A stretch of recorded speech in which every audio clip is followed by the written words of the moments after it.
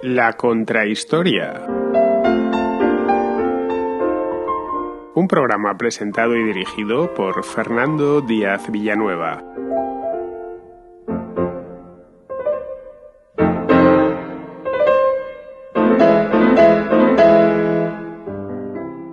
En 1967 la guerra de Vietnam se había convertido en una ratonera para el ejército de Estados Unidos. A pesar de que el gobierno de Lyndon Johnson había enviado a cientos de miles de efectivos con el armamento más moderno del que disponían, los avances eran mínimos y siempre a un coste de vidas muy elevado. A finales de ese año, el ejército de Vietnam del Norte pergeñó una operación secreta que golpease directamente al sur del país y que pusiese de paso en jaque a los estadounidenses. A esa operación se la bautizó como Ofensiva del Tet y se produjo en enero de 1968. La ofensiva buscaba atacar directamente los centros neurálgicos en Vietnam del Sur, provocar un levantamiento urbano y deserciones masivas en el ejército de la República de Vietnam. La ofensiva comenzó el 30 de enero de 1968 y sorprendió tanto al alto mando estadounidense como al gobierno survietnamita. Se produjeron ataques simultáneos en más de 100 ciudades, entre ellas Saigón, la capital. La inteligencia estadounidense no lo vio venir, por lo que muchos hablaron de una repetición del fracaso de Pearl Harbor. En la ofensiva del Tet murieron miles de estadounidenses y survietnamitas. La ciudad de Hue, en el centro del país, fue el escenario de una de las primeras batallas. Se produjeron allí ejecuciones masivas y la ciudad quedó devastada.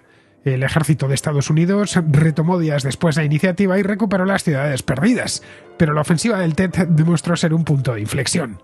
La opinión pública en Estados Unidos, que había apoyado la intervención en sus inicios, se puso en contra. La victoria no estaba tan cerca como insistía la propaganda oficial. Todo lo contrario, esa guerra les estaba desangrando y su coste era muy elevado. Lyndon Johnson, ya metido en plena campaña electoral del 68, cesó al general Westmoreland y le sustituyó por su lugarteniente, el también general Creighton Abrams. Se abrió a sí mismo a negociar con los norvietnamitas. Las conversaciones de paz de París comenzaron en mayo de 1968, pero se estancaron pronto porque ninguno de los dos bandos quería hacer más concesiones de las necesarias. Con el país ya muy polarizado, Johnson decidió no presentarse a una reelección que daba por perdida. Ganaron los republicanos de Richard Nixon, que decían tener un plan para poner fin a la guerra de Vietnam de manera rápida. Ese plan se tradujo en la denominada vietnamización, es decir, volver al punto de inicio retirando a las tropas con la idea de que el conflicto solo fuese cosa de vietnamitas, solo participasen soldados vietnamitas. Pero resultó no ser tan sencillo como parecía durante la campaña electoral. La guerra se sostenía porque los militares estadounidenses estaban allí. El ejército de Vietnam del Sur carecía del interés y de la capacidad para resistir al enemigo sin ayuda. Tras la muerte de Ho Chi Minh en 1969, las hostilidades se recrudecieron, pero en Estados Unidos casi nadie quería seguir allí. El movimiento contra la guerra fue a más. La moral y la disciplina dentro del ejército decayeron, empezaban a abundar las deserciones, los soldados se drogaban de forma rutinaria y se producían continuamente actos de insubordinación. En las elecciones de 1972, Vietnam volvió a ser el tema principal. Nixon volvió a ganarlas, pero ya con el mandato expreso de poner fin a aquello cuanto antes. Las negociaciones con Vietnam del Norte se aceleraron y culminaron en los acuerdos de paz de París de enero de 1973, que formalizaron la salida de las fuerzas estadounidenses tras un armisticio. Tras los acuerdos, la guerra continuó, pero ya convertida en un conflicto enteramente vietnamita. El norte terminó imponiéndose 2 años después. En abril de 1975, Saigón cayó en sus manos y se dio por concluida la guerra. En 1976, los dos Vietnam se reunificaron conformando la República Socialista de Vietnam. Aunque no hubo masacres a gran escala, muchos survietnamitas huyeron del país y otros fueron enviados a campos de reeducación. Para entonces, en Estados Unidos, la guerra aún seguía presente. Había sido el mayor fracaso militar de su historia y eso tuvo profundas consecuencias políticas, sociales y culturales.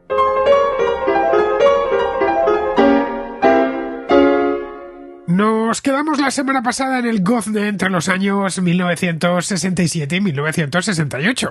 Para los que hayáis empezado por aquí esta serie de 2 capítulos sobre la guerra de Vietnam, os pediría que empezaseis en el anterior, en el que publiqué la semana pasada y que en el archivo está justo detrás de este, tanto en iVoox como en YouTube, para tener una visión completa de la guerra de Vietnam. Bien, pues veíamos en ese capítulo cómo la guerra de Vietnam había comenzado realmente durante la Segunda Guerra Mundial, que no era una guerra de Vietnam, sino varias guerras de Vietnam, 3 concretamente, que se extendieron desde 1940 hasta 1975. En 1940, grupos de guerrilleros organizados se enfrentaron a los ocupantes japoneses.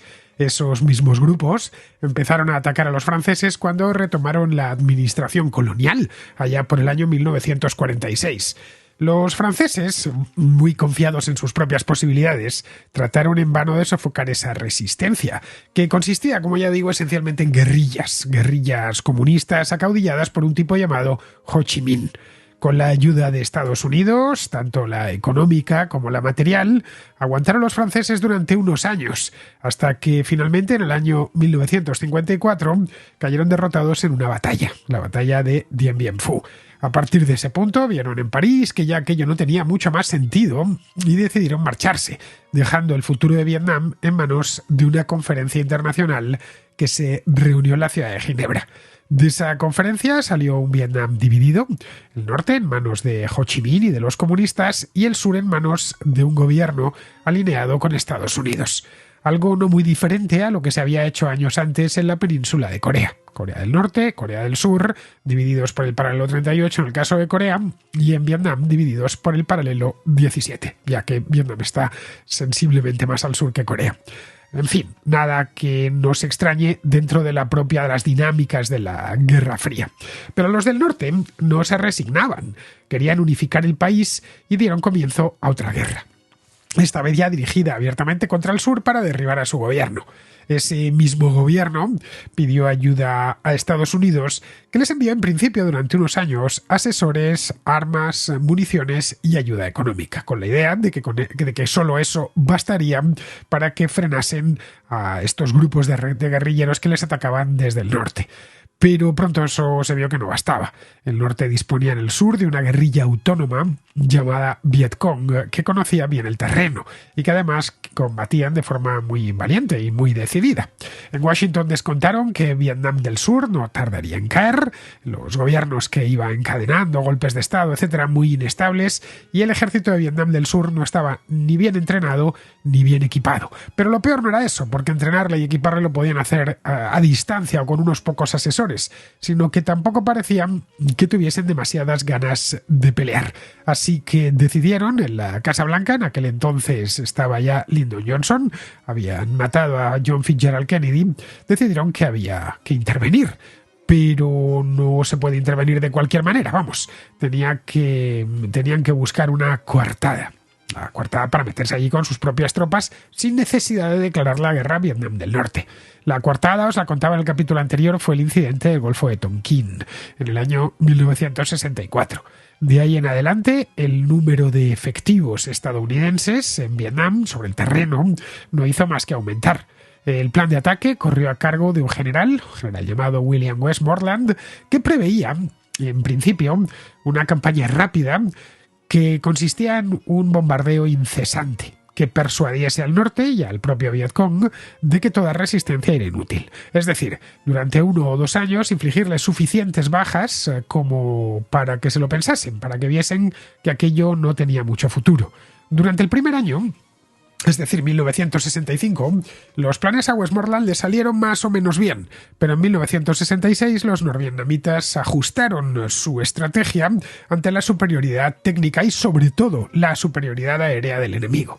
A finales del año 1967, como os contaba el otro día, la guerra era ya una ratonera de la que los estadounidenses no sabían muy bien cómo salir.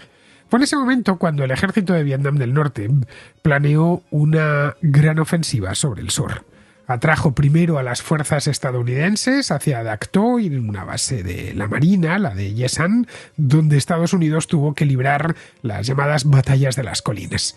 Esta acción no era más que una simple táctica de distracción para desviar a los efectivos estadounidenses, o al menos al grueso de esos efectivos, a lo mejor que tenían, hacia las tierras altas centrales. La operación real era otra, era la llamada ofensiva del Tet, que consistía en una serie de ataques sincronizados y directos contra bases estadounidenses, ciudades, pueblos y, naturalmente, la propia capital del Vietnam del Sur, la ciudad de Saigón. Los norvietnamitas esperaban con este ataque repentino y por sorpresa que se produjese en el sur una insurrección en las zonas urbanas que provocase deserciones masivas en las unidades del ejército de Vietnam del Sur, que estaban muchas además de permiso en aquel momento porque el Tet es una fiesta tradicional en Vietnam, es la fiesta del Año Nuevo Lunar vietnamita. Era una festividad muy importante y los oficiales habían dado permiso a muchos soldados para que fuesen a sus pueblos y con sus familias a celebrar la festividad del Tet. Confiaban en eso. La ofensiva en sí misma dio comienzo el 30 de enero de 1968, con más de 85.000 soldados del Vietcong y del ejército de Vietnam del Norte. En este punto de la guerra, estamos hablando ya del 68, son indistinguibles los unos de los otros. Al principio, durante los primeros años, sí que había diferencia entre los norvietnamitas y los del Vietcong. Aquí ya podemos hablar de que son esencialmente lo mismo. Se hablaban, aunque se les seguía llamando Vietcong, en muchas ocasiones esas unidades del presunto Vietcong estaban formadas al 100% por soldados y por oficiales llegados desde Vietnam del Norte. Atacaron un centenar de localizaciones, incluyendo instalaciones militares, edificios gubernamentales e incluso, y esto fue lo que más sorprendió a los estadounidenses, que se atrevieron a llegar hasta la embajada de Estados Unidos en Saigón, que era quizá seguramente el edificio mejor protegido de toda la ciudad, y atacarla. Las fuerzas de Estados Unidos, de Vietnam del Sur, más los aliados que estaban, como Australia y Nueva Zelanda, se quedaron completamente sorprendidos, porque no esperaban una cosa así, no esperaban que fuesen tan audaces de atacarles de forma sincronizada y con tanta capacidad de fuego. No pensaban tampoco que el ataque iba a ser de semejante magnitud, que iba a tener esa intensidad y que iba a estar tan bien preparado. Es decir, vieron que habían fracasado desde el punto de vista de la información y la inteligencia. Esa es la razón por la que muchos en aquel momento hablaban de la ofensiva del Tet como el segundo fallo de inteligencia estadounidense más grande desde lo de Pearl Harbor en el año 1941. La mayor parte de las ciudades fueron recuperadas en unas pocas semanas. Alguna de ellas, Hue, que está en el centro de Vietnam, muy cerca ya de la frontera, de la entonces frontera con Vietnam del Norte, que permaneció en manos del ejército de Vietnam del Norte durante casi un mes. En Hue, además, se perpetró una masacre, se ejecutó aproximadamente 3.000 civiles y a todos los extranjeros que encontraron porque los consideraban espías. Luego a eso vino una batalla para recuperar la ciudad que dejó Hue algo así como en un 80% destruida, porque los estadounidenses decidieron que esa ciudad había que sacar al Vietcong y a los norvietnamitas había que sacarlos a base de bombas, así que la bombardearon sin piedad desde el aire y con baterías de artillería. En Saigón, aunque los combatientes del Vietcong habían conseguido capturar algunos edificios importantes, incluso algunos barrios, fueron expulsados después de unas 2 o 3 semanas de lucha. Ya no quedaba ninguna unidad operativa. En el primer mes de la ofensiva murieron 1.100 estadounidenses, 2.100 del ejército de Vietnam del Sur y 14.000 civiles. Esto fue una constante en la guerra de Vietnam. Al final haremos un repaso sobre las víctimas. Es una de estas guerras del siglo XX que fueron muchísimo más dañinas para la población civil que para los militares. No es que muriesen los mismos militares que civiles, no, es que murieron muchísimos más civiles que militares. 2 meses después, las bajas se habían elevado, era ya 5.000 el ejército de Vietnam del Sur y más de 4.000 estadounidenses. Solo heridos, la ofensiva del Tet dejó casi 50.000. Y el ejército estadounidense empezó a preocuparse porque vio que aunque ellos daban esa guerra por terminada, es decir, o casi terminada, y eso era lo que vendía la propaganda oficial en Estados Unidos, no solo no estaba terminada, sino que Vietnam del Norte y el Vietcong tenían una capacidad ofensiva acreditada, que estaba a la vista, es decir, que les había costado miles de muertos en una sola operación que ni siquiera habían conseguido ver venir. Unos meses más tarde, en el mes de mayo, se produjo la segunda ofensiva, que se la llamó así, la ofensiva de mayo, lo que demostraba que el Vietcong tenía muchísimas reservas, el Vietcong / el ejército de Vietnam del Norte tenía muchísimas reservas y además la capacidad de realizar grandes operaciones en el sur. Ejecutar operaciones a gran escala, vamos.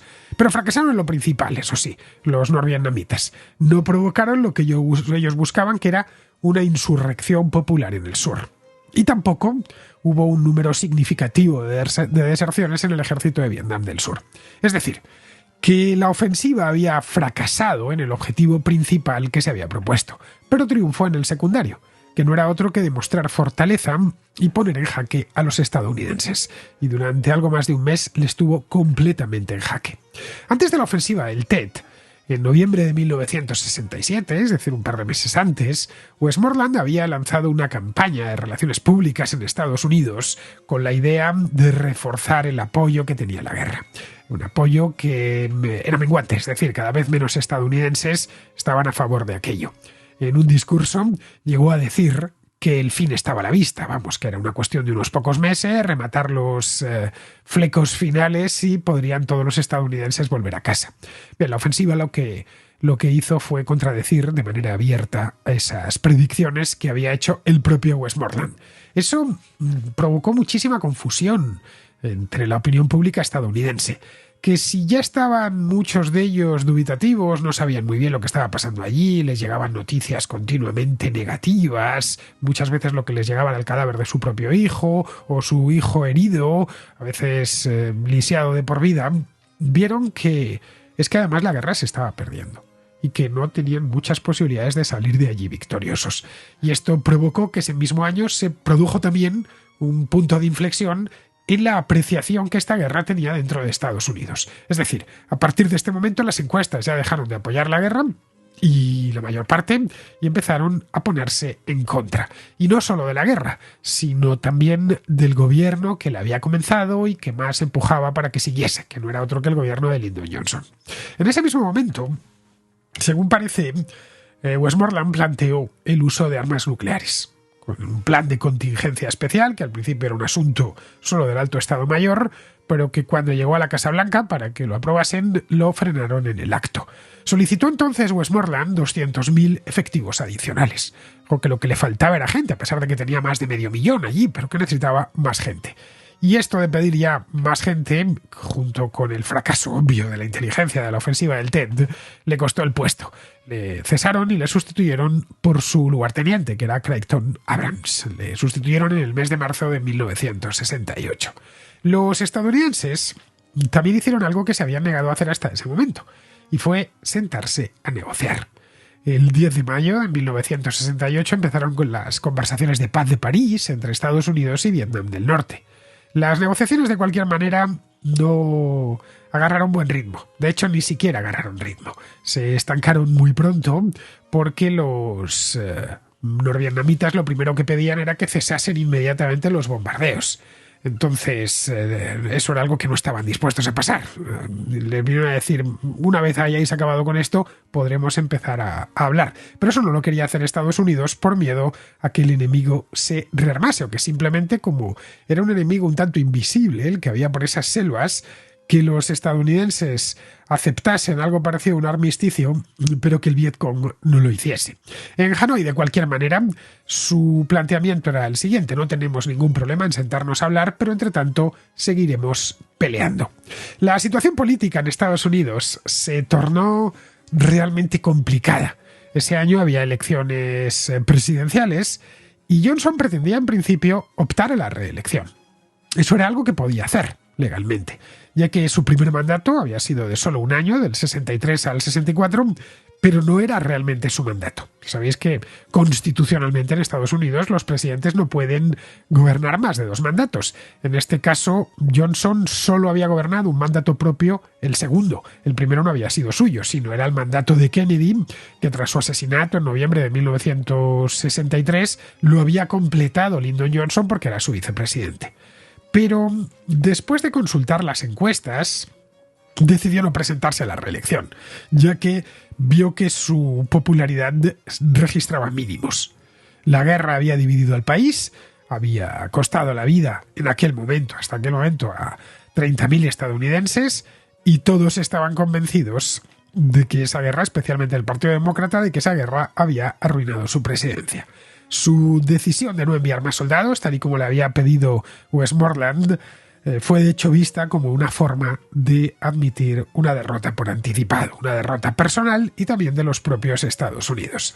Vietnam se convirtió en el tema central, no único, pero sí en el tema central, porque estaban en aquel momento, en el 68, en plena revolución de los derechos civiles. Fueron unos años muy complicados, los 60 en Estados Unidos, pero fue uno de los temas principales. Richard Nixon se presentaba. Richard Nixon había sido el vicepresidente de Dwight Eisenhower y de hecho se había presentado contra Kennedy en las elecciones de 1960 y había perdido por muy poquito. Así que trató de tomarse la revancha y ganó las elecciones del 68 prometiendo un plan para terminar con la guerra. Un plan que no dio detalles durante la campaña electoral, pero dijo que era un plan que se iba a desarrollar y a implementar de manera muy rápida y que supondría no solo el fin de la guerra, sino que además ese fin de la guerra traería la victoria. Nada más llegar a la Casa Blanca, que ya fue a principios de 1969, en enero, el ya presidente Nixon inició la retirada de tropas estadounidenses. El plan consistía, y ya lo explicó en el año 69, en ir retirando, y va a ser no tan rápido como decía, sino mucho más gradual, ir retirando tropas de Estados Unidos y que fuesen los vietnamitas del sur los que se hiciesen cargo de la guerra. Su estrategia, en esencia, era reforzar el ejército de Vietnam del Sur con armas, con municiones, con pertrechos, con todo tipo de ayuda económica, para que asumiese por sí mismo la defensa del país. A esa estrategia le dieron el nombre muy gráfico por lo demás de vietnamización. Es decir, vamos a vietnamizar un conflicto que se internacionalizó a partir del año 64 y que nunca se debió hacer. Es decir, siempre debió ser librado por los propios vietnamitas. Entre tanto, el ejército de Vietnam del Norte, Vietcong, se estaba recuperando de las pérdidas sufridas de 1968 y evitaba, en la medida de lo posible, enfrentamientos directos. Lo que hizo a partir de ahí Creighton Adams, ya convertido en el comandante en jefe de las fuerzas estadounidenses en Vietnam, fue poner en marcha una serie de operaciones dirigidas a interrumpir la logística enemiga. Sucedió entonces, ya en el 69, que Ho Chi Minh murió. Ho Chi Minh había sido el gran líder de Vietnam del Norte. Y no solo el líder, el padre de la patria le consideraban. No es casual que cuando terminó la guerra decidieron cambiar a una ciudad tan antigua como Saigón, cambiarle el nombre y ponerle como nombre Ciudad Ho Chi Minh, que es como se sigue llamando. Murió a la edad de 79 años y aquello permitió que las segundas líneas políticas de Vietnam del Norte, que jamás hubieran sido ni se hubieran atrevido a llevar la contraria a Ho Chi Minh, pudiesen acceder a la primera línea. El intento de la ofensiva del Tet fue un intento fallido del año 68, como os decía antes, para provocar una insurrección popular en el sur. Vieron que aquello no iba a volver a funcionar. La ofensiva del Tet había sido una idea personal de Ho Chi Minh.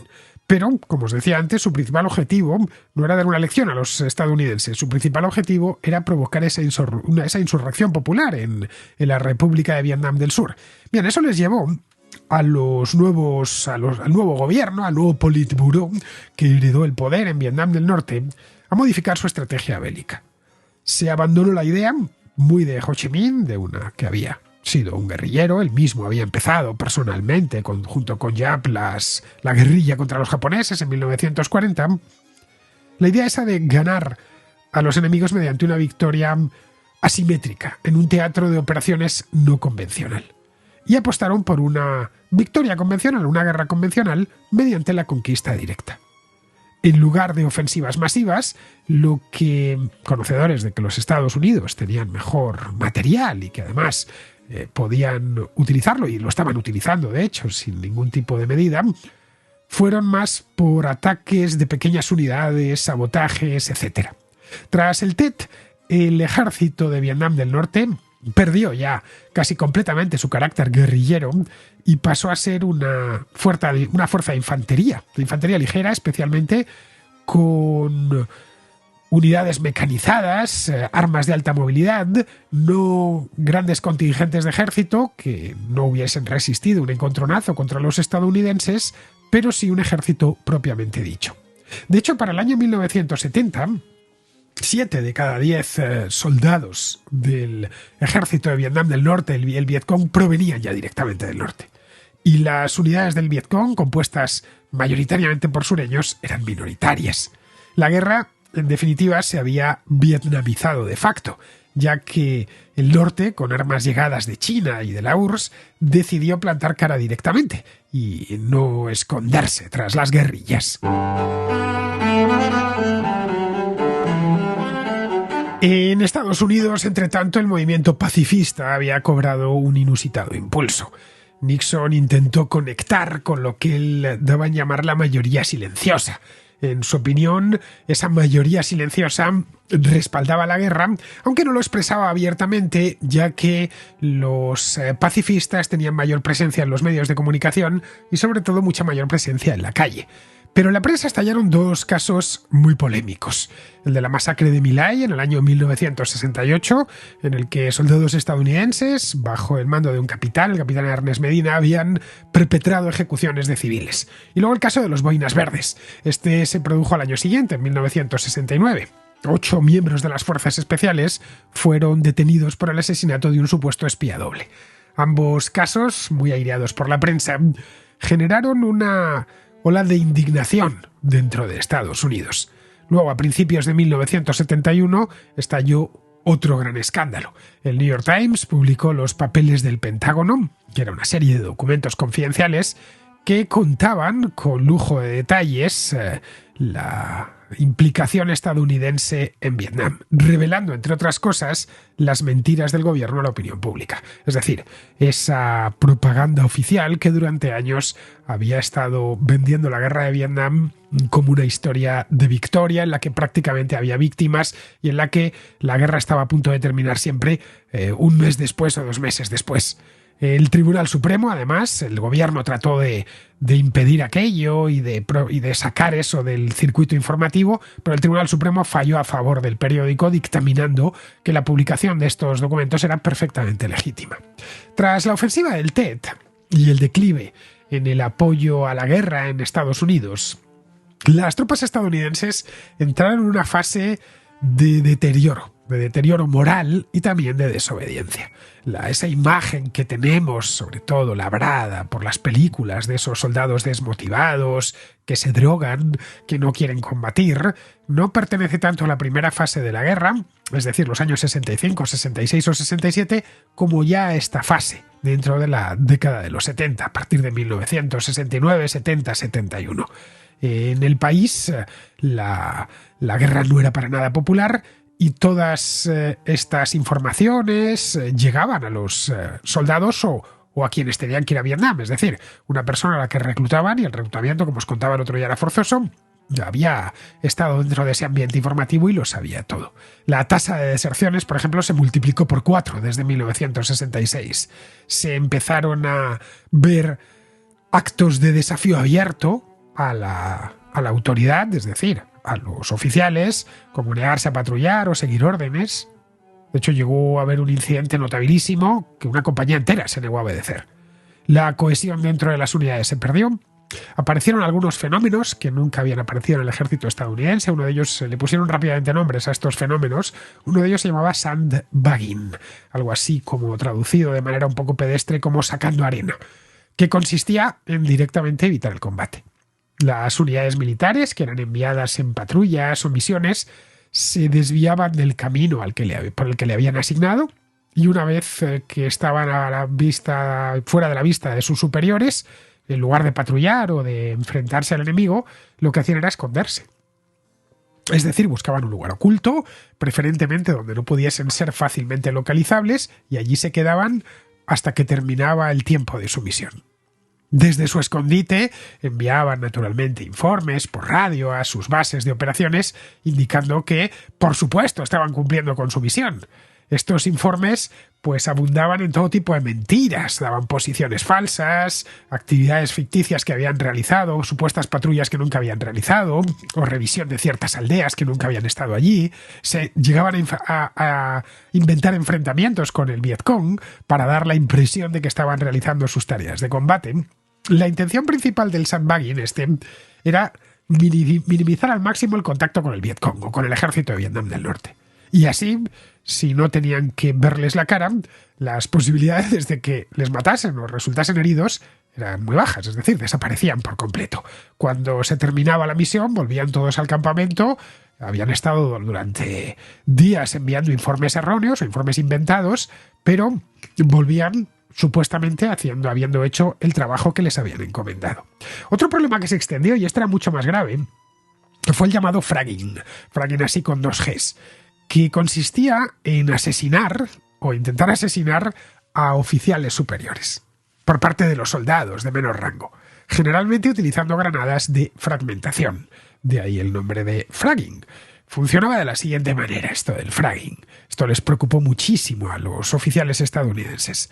Aprovechando la noche o durante un ataque enemigo en una base, un soldado de los que estaban en alguna de las muchas conjuras que había en estos campamentos se acercaba a la tienda de un oficial sin que le viesen y arrojaba en su interior una granada de fragmentación. Así parecía que aquello había sido un accidente o un efecto del ataque enemigo. Es decir, una noche el Vietcong atacaba un campamento del ejército de Estados Unidos y en la refriega, ya de paso, algún oficial impopular, sus propios soldados lo quitaban de en medio. Y era fácil pensar que esa granada de fragmentación había llegado desde el lado vietnamita y le habían matado. O durante la noche que algo había sucedido dentro de la tienda del oficial o del barracón donde estaba el oficial, manipulando armas o limpiándola, o que simplemente se había suicidado, que también hubo muchísimos suicidios. La amenaza del fragging, de hecho, llevó a muchísimos oficiales, sobre todo a los que se sabían impopulares entre la tropa, a dormir en distintas tiendas cada noche o en barracones diferentes solo por su propia seguridad, es decir, para evitar que se los llevasen por delante. El uso de las drogas entre las tropas estadounidenses también creció muchísimo.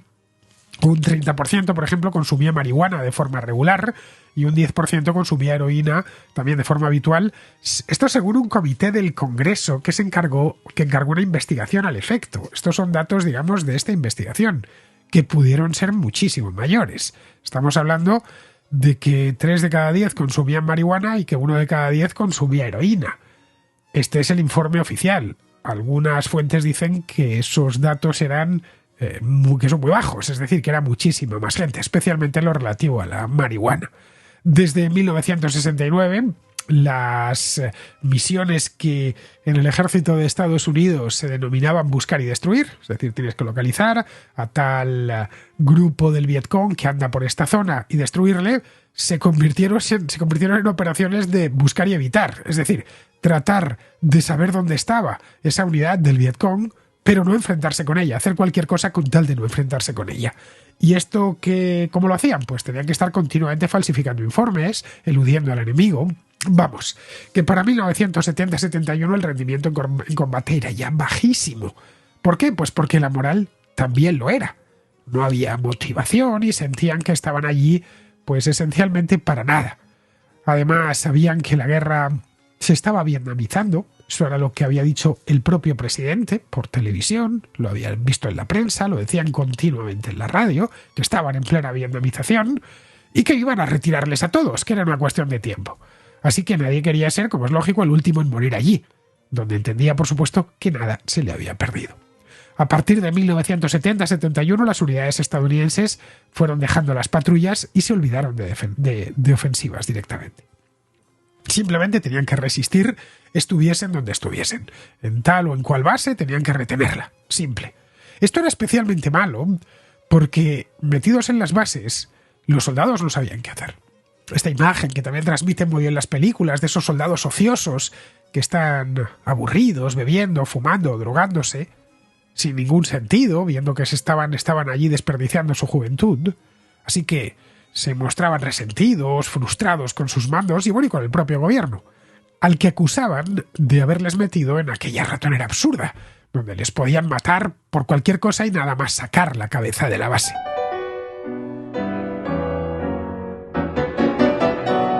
A partir de 1969, las tropas estadounidenses comenzaron a retirarse de las áreas fronterizas con mayor actividad de combate y se reubicaron en la costa y en el interior del país. Esto fue una decisión del propio gobierno para no tener que devolver a Estados Unidos más ataúdes de los que ya habían llevado hasta allí.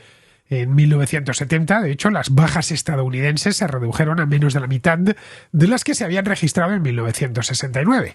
Esto nos viene a decir a las claras que evitaron los peores combates, es decir, que allá donde podían producirse más bajas, ellos simplemente no estaban. Para eso, para poner los muertos, estaba ya el ejército de Vietnam del Sur, cuyas bajas en 1969 duplicaron las de las tropas estadounidenses, y en 1970 fueron ya más del triple. En 1970, Nixon anunció la retirada de 150.000 soldados estadounidenses más, lo que dejó un contingente de 265.000 dentro del país. Pero lo que tenían enfrente ya no era a grupos de guerrilleros, como en el año 65 o en el año 66. En 1970, como os decía antes, la composición del Vietcong había cambiado sensiblemente. Más del 70% de sus miembros provenían del norte y estaban bien entrenados porque venían directos del ejército. Contaban además con muchas más armas, con mejor organización, disponían de gente que les asesoraba, especialmente asesores chinos y soviéticos, armas de última generación, llegadas desde la Unión Soviética. No eran esas partidas de guerrilleros mal armadas, mal vestidas, que recorrían la selva con unas chancletas. No, ya tenían un ejército mucho más profesional delante. Los aliados también empezaron a marcharse. Viendo que Estados Unidos se marchaba, para el gobierno australiano o neozelandés aquello ya no tenía ningún sentido, tener allá a sus jóvenes. En 1971, tanto Australia como Nueva Zelanda comenzaron a retirar sus tropas, y el número de soldados estadounidenses se redujo a solo 196.000, con un plan para retirar otros 45.000 antes de febrero de 1972. Las unidades de apoyo estadounidenses también se vieron reducidas, y en marzo de 1971 el quinto grupo de fuerzas especiales, que era la primera unidad estadounidense que había sido desplegada en Vietnam del Sur, se retiró y volvió a casa. Pero por mucho que en Washington insistiesen en la vietnamización, lo cierto es que la guerra no estaba ya solo en Vietnam. Se había extendido a los dos países vecinos de Vietnam, en Indochina, la antigua Indochina francesa, es decir, Camboya y Laos. Los camboyanos habían permitido al ejército de Vietnam del Norte y al Vietcong el uso de uno de sus puertos, su principal puerto, el puerto de Sihanoukville, es que está en el Golfo de Tailandia, para que lo utilizasen con idea de mejorar sus operaciones en el sur. Vietnam hace frontera con China al norte, con Laos y con Camboya al sur, con Laos en la parte central, y la franja latitudinal del norte hace frontera con China. Bien, Camboya les era muy útil a los de Vietnam del Norte para poder atacar directamente al corazón del sur. La capital, Saigón, está cerca o relativamente cerca de la frontera con Camboya. Por lo tanto, para ellos era clave disponer de un puerto allí. En respuesta a eso, en marzo de 1969, Nixon inició una campaña de bombardeos, que era una campaña de bombardeos secreta, porque este tipo de bombardeos no eran nada populares dentro de Estados Unidos, conocida como Operación Menú. Iba dirigida contra los refugios comunistas cerca de la frontera camboyano-vietnamita. Era realmente secreta, Solo un grupo selectísimo de 5 altos cargos del Congreso estaba al tanto de la misma. En marzo de 1970, el príncipe Sihanouk de Camboya fue derrocado por su primer ministro, un tipo que se llamaba Lon Nol, que era partidario de alinearse con Estados Unidos y que exigió la salida inmediata de las tropas vietnamitas de Camboya. Lon Nol veía que ponerse a malas con Estados Unidos lo único que iba a traer era bombardeos y traerse completamente la guerra a su propio país. Lon Nol, de hecho, comenzó a masacrar civiles vietnamitas en Camboya. Quería quitarse el problema por completo. Esto provocó la respuesta de los gobiernos de los dos Vietnam, el del norte y el del sur, que veía que estaban los camboyanos masacrando a los vietnamitas. En abril y en mayo de 1970, la guerrilla de los Gemeres Rojos pidió a Vietnam del Norte que derrocase a Lon Nol cosa que Vietnam del Norte se apresuró a hacer, naturalmente. Invadieron el país y se hicieron con su control, abriendo un frente en el oeste. En mayo, el ejército estadounidense, junto con el de Vietnam del Sur, iniciaron la campaña de Camboya para atacar las bases del ejército de Vietnam del Norte y el Vietcong. La contraofensiva del ejército de Vietnam del Norte en 1971 recuperó la mayoría de las zonas fronterizas y casi aniquiló las fuerzas de Lon Nol. La incursión de Estados Unidos en Camboya provocó protestas generalizadas en Estados Unidos, ya que iba contra la promesa que había realizado el presidente Nixon desde la campaña electoral y ya posteriormente convertido en presidente, de reducir la participación estadounidense en Vietnam. Y lo que veían era que Nixon se estaba retirando, estaba efectivamente de manera verificable trayendo soldados, pero estaba metiéndose en otro avispero, en este caso el de Camboya. El asesinato de 4 estudiantes por la Guardia Nacional en la Universidad de Kent en mayo de 1970, durante una manifestación contra la guerra, empeoró aún más el enfado de la opinión pública. Esto fortaleció, sobre todo la campaña de Camboya, muchísimo el movimiento pacifista, pero en la práctica no sirvió de nada, ya que la Fuerza Aérea de Estados Unidos continuó con los bombardeos en Camboya en apoyo al gobierno de Lon Nol, con otra operación que en este caso la llamaron Freedom Deal. Más al norte, en Laos, la guerra también se complicó. Tras los éxitos del ejército de Vietnam del Sur en Camboya y con la intención de continuar de confirmar que la vietnamización era real, en febrero de 1971 el ejército subvietnamita le encargaron ejecutar una operación llamada Lan Son. Esta operación tenía como objetivo principal interrumpir la ruta Ho Chi Minh, pero por tierra, no desde el aire. La ofensiva empezó bien, pero pronto se torció porque el gobierno del norte los vio venir y envió un gran contingente a Laos. Thieu, el presidente de Vietnam del Sur, ordenó detener el avance, lo que dejó a las divisiones blindadas muy vulnerables y sin posibilidad de maniobra, lo que les obligó necesariamente a retirarse. Durante la retirada, el ejército de Vietnam del Norte lanzó un contraataque que resultó en una retirada ya completamente caótica. El resultado fue catastrófico. La mitad de los efectivos del ejército de Vietnam del Sur fueron capturados o cayeron en combate y se perdieron la mitad de los helicópteros de apoyo, tanto del ejército de Vietnam del Sur como de Estados Unidos. La operación fue un fracaso absoluto que dejó expuesta además la incapacidad operativa que tenía el ejército de Vietnam del Sur. La estrategia de vietnamización, o más que estrategia política, porque era una política y como tal expuesta por el gobierno de Estados Unidos, enfrentó otra prueba importante con la ofensiva de Pascua de 1972, en la que el ejército de Vietnam del Norte lanzó una invasión convencional contra Vietnam del Sur. Atacaron desde el norte y desde Camboya, con el objetivo manifiesto de dividir el país. Aunque las tropas estadounidenses seguían reduciéndose, el apoyo aéreo americano fue crucial, ya que detuvo la ofensiva con una operación que se conoció como Operación Linebacker. En mayo, la Marina de Estados Unidos lanzó otra operación más, la Operación Pocket Money, que consistió en el minado aéreo del puerto de Haiphong. El puerto de Haiphong es un puerto de aguas profundas en el Golfo de Tonkin. Y minaron ese puerto porque por allí entraba la ayuda china o el grueso de la ayuda china y soviética a Vietnam del Norte. Pero aquello de Haiphong fue una simple victoria táctica y sobre todo muy momentánea. En 1972 volvían las elecciones presidenciales y la guerra volvió a ser el tema estrella. Los demócratas presentaron a un candidato peculiar, un candidato abiertamente pacifista, un senador por Dakota del Sur llamado George McGovern, que abogaba por una retirada inmediata, es decir, por aquel plan que había presentado de manera muy difusa Nixon en 1968, pero lo de McGovern no era nada difuso, es decir, tan pronto como se convirtiese en presidente, todas las tropas de Estados Unidos se retirarían de Vietnam al día siguiente. Pero McGovern fracasó estrepitosamente. Nixon arrasó en aquellas elecciones, demostrando que eso de la mayoría silenciosa de la que había hablado tantas veces existía de verdad. Sacó de hecho a McGovern 23 puntos porcentuales de ventaja, el 60% frente al 37%, y ganó en todos los estados del país con la excepción de Massachusetts. Nixon estaba al tanto de que la guerra era impopular y por eso a partir de las elecciones de 1972 ya aceleró la retirada. ordenó a Henry Kissinger, que era en aquel entonces su asesor de seguridad nacional, posteriormente llegaría a ser secretario de Estado, pero ya con Gerald Ford, que mantuviese conversaciones secretas, por supuesto, con Le Duc Tho, que era el líder de Vietnam del Norte en aquel momento. De esas negociaciones salió el primer acuerdo en octubre, es decir, poco antes de que se celebrasen las elecciones. El presidente Thieu de Vietnam del Sur exigió modificaciones por el acuerdo cuando se lo mostraron. De hecho, estaba Kissinger negociando a sus espaldas. El norte también se echó para atrás y exigió renegociar algunos puntos.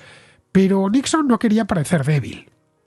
Y además había vuelto a prometer a los estadounidenses en las elecciones que esta vez sí terminarían la agonía esta de Vietnam.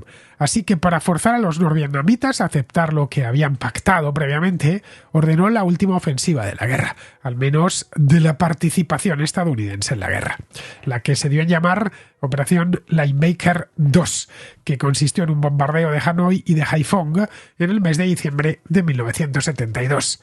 Respecto al sur, obligó a Thieu a aceptar el acuerdo bajo amenaza de represalias y de dejarle completamente vendido ante el norte, interrumpiendo el envío del dinero y el envío de la ayuda militar. El 15 de enero de 1973, los combates por parte de las fuerzas estadounidenses en Vietnam fueron suspendidos ese mismo día. Fue el momento en el que dispararon sus últimos tiros. Los acuerdos de paz de París fueron firmados un poco después, el 27 de enero, por Le Duc Tho, Henry Kissinger y un presidente Thieu que estaba un tanto reluctante a firmar aquello, porque imaginaba lo que se le venía encima. Estos acuerdos de París pusieron fin a la intervención directa de Estados Unidos en la guerra de Vietnam. Establecieron un armisticio y aseguraban la integridad territorial de Vietnam del Sur, conforme a lo acordado en la Conferencia de Ginebra de 1954. Es decir, estamos hablando de 1973, habían pasado casi 20 años desde aquella conferencia de paz y se habían desarrollado dos guerras, primero una civil y después, posteriormente, esta guerra con Estados Unidos que se había internacionalizado muchísimo y tenían la ilusión de que podían volver a los acuerdos de Ginebra de 1954, ignorando que quienes habían violado esos acuerdos abiertamente había sido Vietnam del Norte invadiendo el sur. Pero bueno, los soldados estadounidenses acordaron, o mejor dicho, el gobierno estadounidense acordó que sus soldados abandonasen el país en un plazo de 60 días. Este fue realmente el único punto que se cumplió de forma íntegra de aquel acuerdo. La retirada total de las tropas, de las fuerzas de Estados Unidos se completó en el mes de marzo de 1973. En los días previos al alto el fuego del 28 de enero, ambos bandos se esforzaron por controlar la máxima porción de territorio posible, de territorio y de población. Eso se conoció como la Guerra de las Banderas. Tenían que ir poniendo banderas para que en los acuerdos se reconociesen las fronteras en función de donde había una bandera. Los combates de cualquier manera persistieron después del alto el fuego, no por parte de los Estados Unidos, que ya estaban completamente fuera de la guerra, pero sí de los vietnamitas. Aun con todas, el Comité Nobel noruego concedió ese año el Premio Nobel de la Paz tanto a Kissinger como a Le Duc Tho.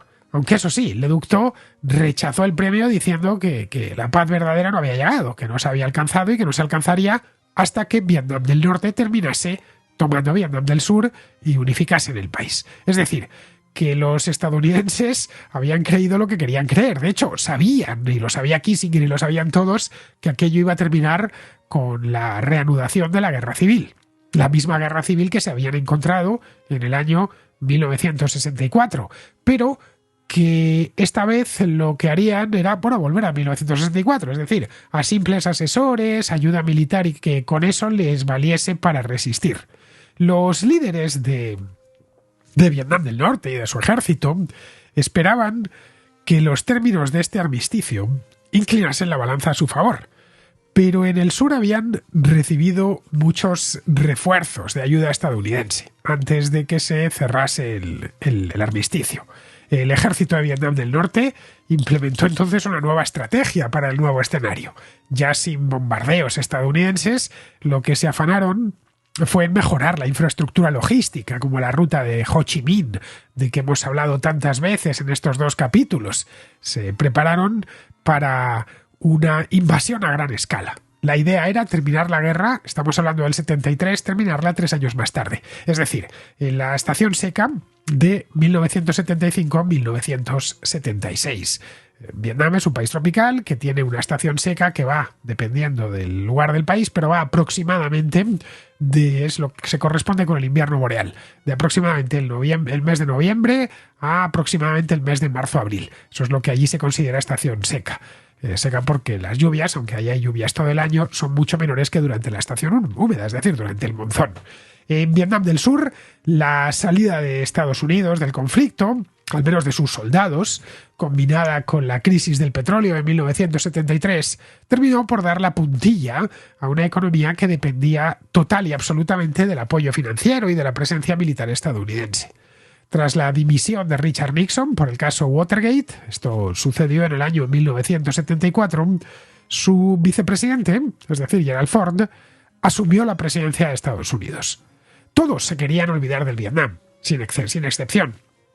Empezando por los pacifistas, por supuesto, pero continuando por todos los políticos y el propio gobierno y prácticamente el 100% de los estadounidenses. Era algo al que lo quedaban ya un recuerdo malo del pasado, que estaban digiriendo todavía las consecuencias, y respecto a Vietnam del Sur lo daban por perdido. El Congreso, de hecho, redujo la ayuda financiera a Vietnam del Sur porque nadie la entendía, esa ayuda, y mucho menos aún en plena crisis económica.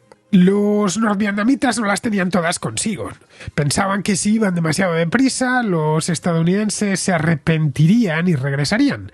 Por eso se lo tomaron con muchísima calma. Tras una primera ofensiva en la estación seca de 1973-1974, planearon la segunda al año siguiente, pero sin apretar demasiado para no provocar a los estadounidenses, cuya opinión pública tenía muy presente aún lo de Vietnam y que asumía que la retirada era buena porque Vietnam del Sur resistiría con la ayuda estadounidense. Así que en 1975 el norte desató la ofensiva final, ya que no veía la necesidad de esperar hasta 1976. Avanzaron de norte a sur al tiempo que hostigaban al ejército del sur desde Camboya. Con buena parte del país ya en sus manos, el Politburó ordenó a un general, el general Dung, que iniciara la ofensiva final contra Saigón. La idea era capturar la ciudad antes de que empezase el mes de mayo, para evitar esto que os comentaba antes, el monzón, y que se reorganizasen los militares del sur que protegían la capital. Las tropas del norte, envalentonadas por sus éxitos recientes, avanzaron tomando varias ciudades. El 7 de abril, 3 divisiones del ejército de Vietnam del Norte atacaron Xuan Loc, que es una población a solo 60 kilómetros al este de Saigón. Durante 2 semanas, las tropas del ejército de Vietnam del Sur hicieron un esfuerzo final ya agónico para detener la marcha del ejército de Vietnam del Norte hacia la capital. Pero el 21 de abril, la guarnición que defendía la capital, ya completamente agotada, se retiró hacia Saigón. El presidente Thieu, derrotado y con lágrimas en los ojos, dimitió, acusando a Estados Unidos de traición. De hecho, hizo un discurso de lo más antiamericano que se escribió, o antiestadounidense que se escribió en todo el siglo XX. Denunció a Kissinger por haberle engañado para firmar un acuerdo de paz con promesas de ayuda militar que nunca llegaron. Tras ceder el poder a otro tipo llamado Tran Van Huong, el 21 de abril, Thieu se marchó a Taiwán y luego ya se establecería en Londres y finalmente en Boston, donde moriría en el año 2001.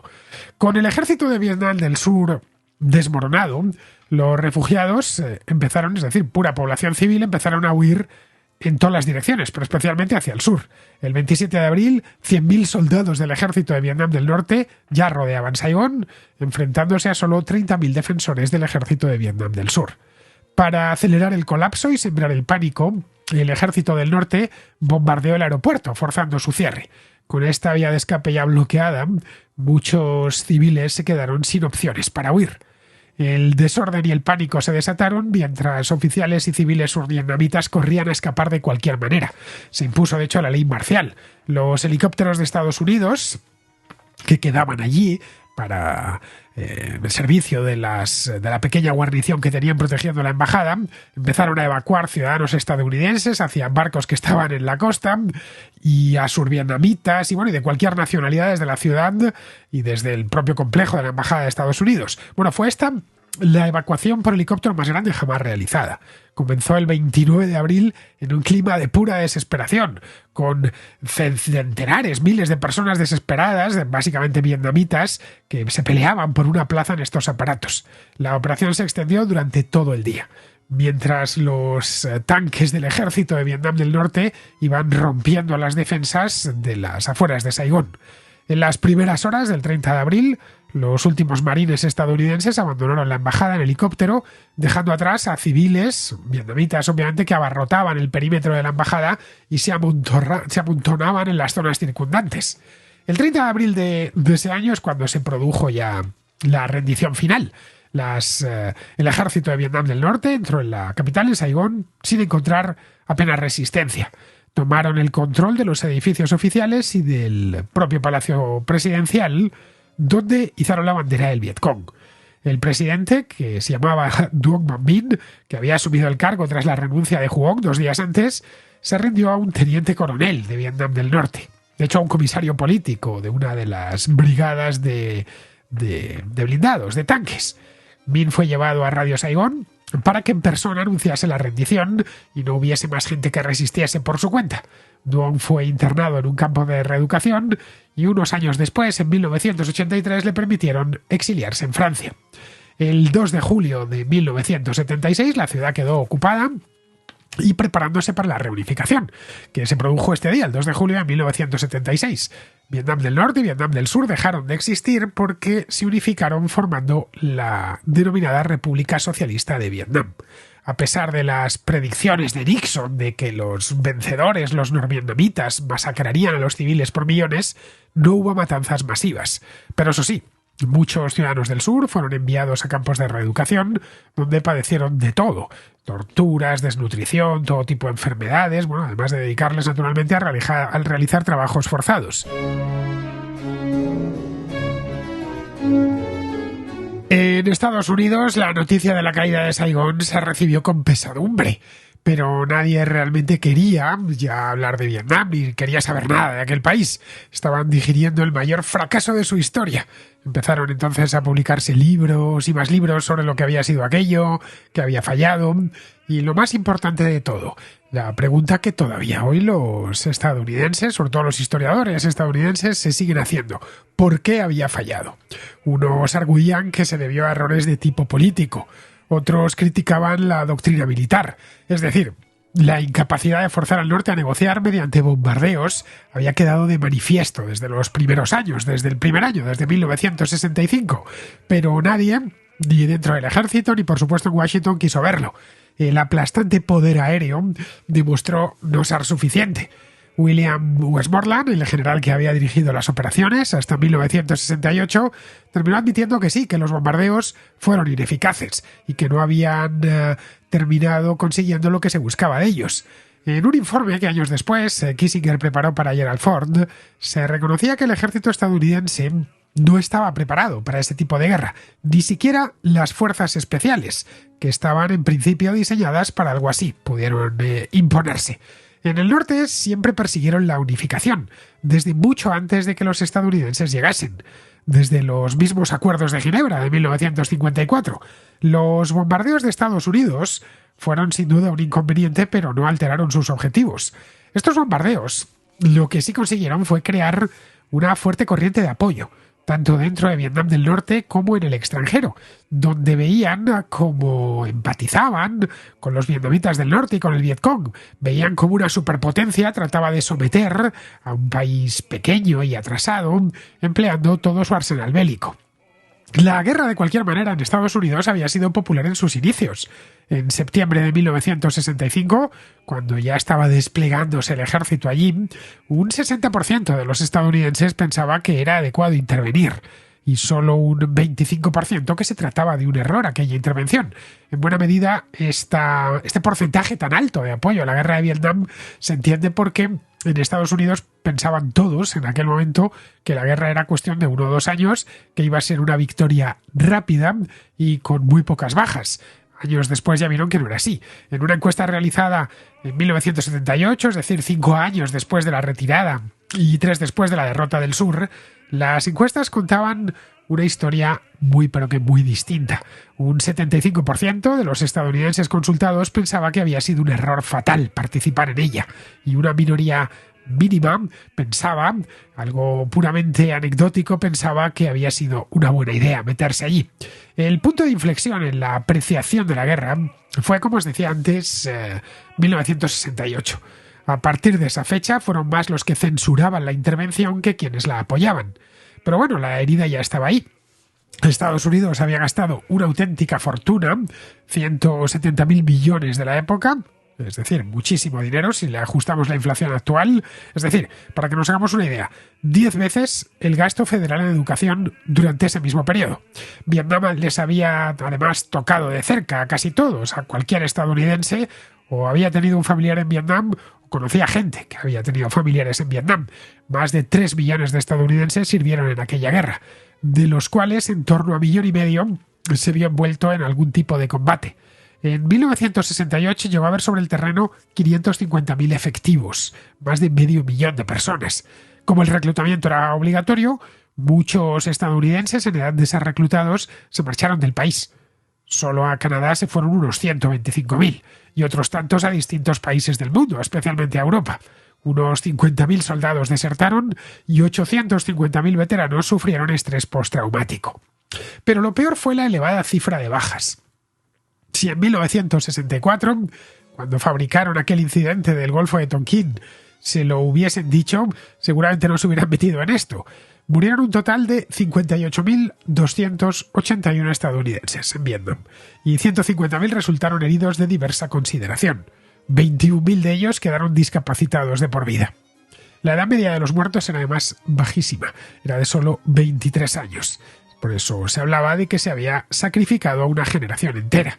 La cuestión de los prisioneros de guerra y de los desaparecidos en combate continuó siendo un asunto de relevancia política durante años, durante 2 décadas, e impregnó la cultura popular además en películas, en novelas, en canciones, hasta convertirse este de Vietnam pues en un género propio, en un género en sí mismo. Durante las décadas de los 70 y los 80, grandes directores de cine se animaron a hacer películas ambientadas en Vietnam o con historias vietnamitas, algunas verdaderas obras maestras, como Apocalipsis Now de Francis Ford Coppola, El cazador de Michael Cimino, Platoon de Oliver Stone o La chaqueta metálica de Stanley Kubrick. Oliver Stone haría otra después, nacido el 4 de julio, aunque ya en la década de los 90. Pero vamos, hay muchas películas, muchísimas más. Hay incluso una película puertorriqueña titulada Héroes de otra patria, que se centra en los boricuas que fueron a la guerra. Para los vietnamitas fue muchísimo peor la factura que tuvieron que pagar por esto. Vietnam del Norte perdió a cerca de 1 millón de personas, entre civiles y militares. Vietnam del Sur a unos 300.000 militares y a otros 300.000 civiles, y estoy dando números muy redondos. Es decir, unas 600.000 bajas a las que habría que sumar cientos de miles de heridos. El país, por lo demás, quedó completamente devastado y sumido en la pobreza más absoluta. Durante 20 años, el país recién nacido, es decir, la República Socialista de Vietnam y Estados Unidos, no tuvieron relaciones de ningún tipo. De hecho, estaba en vigor incluso un embargo comercial que habían aprobado los estadounidenses en 1975. El embargo se levantó 20 años más tarde, en 1994, gracias a los oficios de 2 senadores, John McCain y John Kerry, uno republicano y otro demócrata, que eran veteranos de guerra. De hecho, John McCain llegó a ser incluso preso de guerra. John McCain se presentó, no tuvieron tanta suerte en sus carreras presidenciales, porque Kerry se presentó como candidato presidencial en 2004 y perdió ante Bush, y John McCain se presentó en 2008 ante Obama y también perdió. Tras el levantamiento del embargo, se reanudaron las relaciones comerciales y luego se abrieron las embajadas en Washington y en Hanoi. En noviembre del año 2000, Bill Clinton visitó Vietnam. Era una visita muy simbólica. Era el primer presidente en hacerlo desde que Lyndon Johnson había viajado hasta allí en 1966 para reunirse con las tropas en una base aérea cerca de Saigón para transmitirles ánimos. Hoy, curiosamente, Vietnam es uno de los principales aliados de Estados Unidos en el sudeste asiático. y todos los presidentes suelen visitar el país en alguna ocasión. Que yo sepa, bueno, Biden estuvo, Donald Trump estuvo, Obama estuvo, George Bush también estuvo. Vamos, todos los últimos presidentes han pasado por ahí. Vietnam sigue siendo un estado nominalmente socialista, es una dictadura de partido único, el Partido Comunista, que hizo una serie de reformas económicas muy ambiciosas que empezaron en los años 80 para liberalizar la economía. Algo parecido a lo de China, con resultados también muy parecidos a los de China. Desde mediados de la década de los 80, el PIB per cápita se ha multiplicado por 6, partía desde muy abajo, eso sí, y hoy se encuentra el mercado vietnamita totalmente abierto al mercado mundial. De hecho, tiene muchísimas fábricas de multinacionales que se han instalado en aquel país. Vamos, nada que ver con aquellos 35 años de guerra interminable que comenzaron en 1940 y que se extendieron hasta mediados de la década de los 70.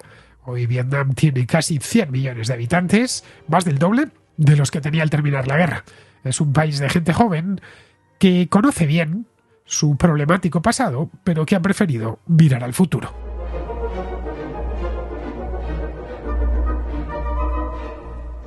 Espero que os haya gustado esta contrahistoria sobre la guerra de Vietnam, la segunda de una serie de 2 que empezó la semana pasada.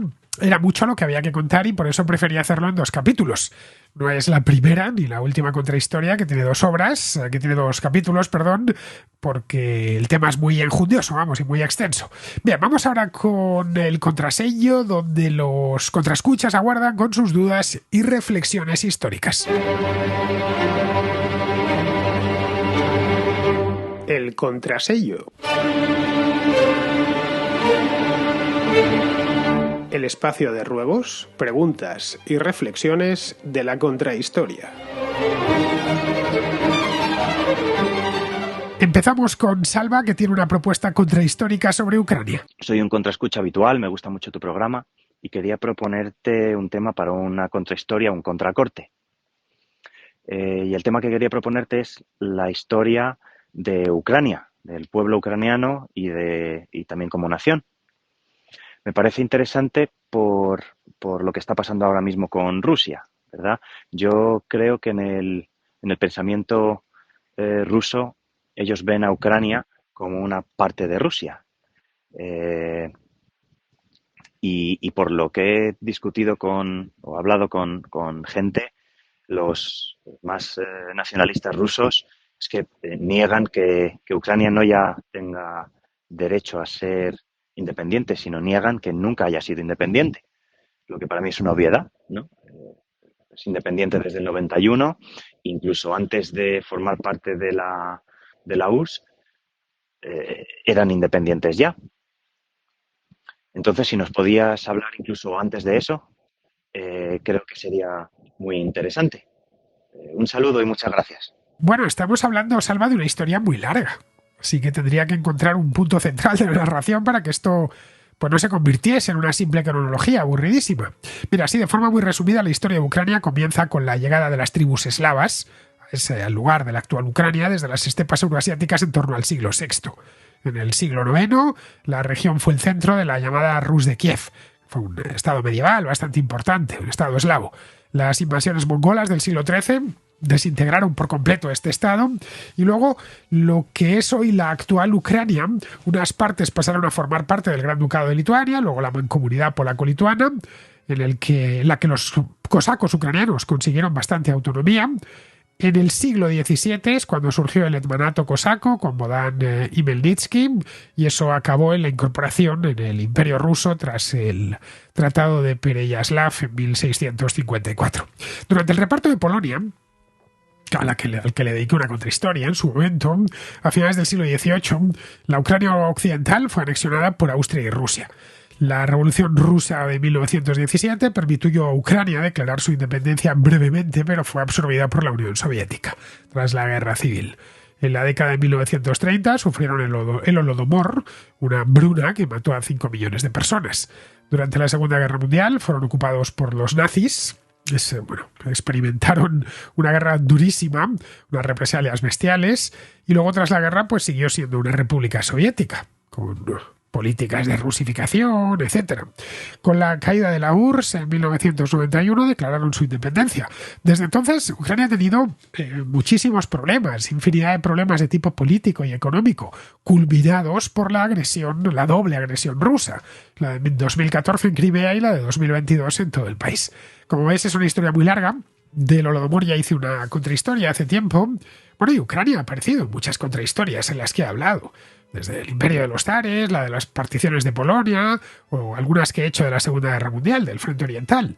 Lo que nunca me he planteado es una historia total de Ucrania, porque creo que no sería muy entretenida, ya que hay que meter muchas fechas y muchos nombres en muy poco espacio. Bien, seguimos con Sergio, que es de Buenos Aires, y que nos habla del periodo virreinal en Argentina. La verdad es que al descubrir tus diversos canales en YouTube, he descubierto una historia que no se suele contar en la educación argentina en todos los niveles. Ha sido una grata sorpresa y he estado investigando a raíz de escuchar tu programa, la contrahistoria sobre todo. He estado investigando bastante sobre el periodo colonial argentino, de América en realidad, pero más que nada de mi país, porque a nosotros nos cuentan la historia a partir de las invasiones inglesas de 1800, de comienzo del siglo XIX, y nosotros tenemos una historia virreinal que data de 3 siglos antes de la independencia. O sea, tenemos más tiempo siendo virreinato o parte del Imperio Español que siendo país independiente. Mi consulta es la siguiente, porque he estado investigando sobre los tercios españoles y me declaro completo ignorante de ellos, y me gustaría poder saber si tenés alguna contrahistoria hecha con respecto a este tema, porque he estado buscando y no lo he encontrado, si es que tenés algo así. He visto que los tercios españoles durante el periodo de los Austrias fue la élite guerrera, por así decirlo, de España, y lo que permitió consolidar el imperio, y creo que coincide incluso con la época de mayor esplendor de España y de su imperio, ¿no? y del siglo de oro. Bueno, solamente para preguntarte si es posible que me digas dónde puedo encontrar información, ya sea escrita o alguna película o algún documental, o si no está hecha por vos, dejarte este pedido para que lo hagas a futuro. Bueno, muchas gracias por todo lo que ofreces a nivel global, porque te puedo asegurar que tiene mucha influencia, por lo menos en mí y en la gente que no, digamos, que no tiene más versiones de la historia que la local. Acá en Argentina tenemos a Gulo, que es un escritor que habla también de esa versión de la historia que no nos cuentan. Bueno, un saludo grande y nos seguimos escuchando. Bueno, Sergio, se explica la historia nacional, y eso tiene como consecuencia que es una historia muy breve, claro, de apenas 2 siglos, y deja buena parte de la historia argentina sin explicar. En Argentina, a diferencia de lo que sucede en México o en Perú, no hubo un imperio prehispánico, no hubo incas, no hubo un imperio mexica, vamos. Así que no tienen nada que reclamar antes del virreinato. Del virreinato, de los 2 virreinatos que hubo allí, el de Perú primero y luego el del Río de la Plata. Y algo me dice que no quieren hablar, porque no lo consideran su propia historia. No sé, algo así como si en España no se explicase la época romana, algo que naturalmente se hace.